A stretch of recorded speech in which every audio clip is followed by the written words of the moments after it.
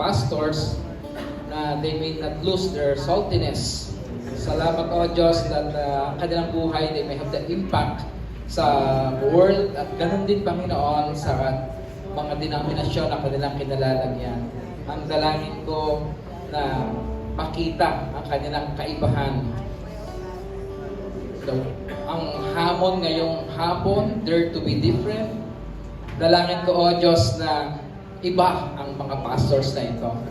Uuwi sila na meron silang baon at makita nila ang liwanag o yung pagtawag talaga sa kanila na ginagamit mo ang kanilang mga labi na may lasa, O Diyos, kapag naririnig ng ibang tao, na kapag sila ay humahaligulo, sumasama sa ibang tao, nakikita, O Diyos, ang kaibahan ng mga pastors na ito.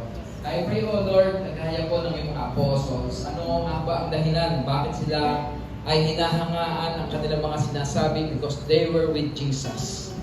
Salamat, Panginoon, dun sa iyong mga salita na aming narinig ngayon, na hindi ang aming fruitfulness, kundi ang bawat faithfulness na kanila pong tinataglay ngayon. Ito po ay nagmula sa inyo at ang aking dalangin, magbunga po ang mga katapatan na ito.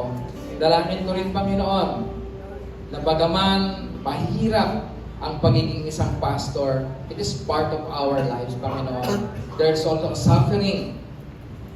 Let us all enjoy the suffering like Jesus, na siya ay naroon at na-enjoy ang pagkakaroon ng suffering dahil naniniwala kami rin, Panginoon, na kung ano ang nilakaran ng Panginoong Jesus ay dalangin ko, nilalakarin din po ng mga pastors na ito.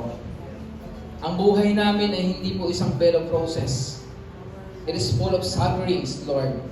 Even yung mga part na ng family ay nagiging part pa rin po ng mga kasama sa church o sa simbahan.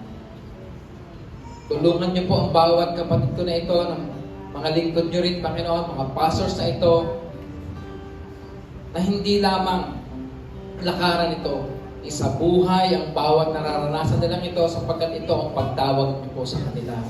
Salamat, Panginoon, nakikita niyo po ang kanilang mga hearts, ang kanilang mga desires, Panginoon.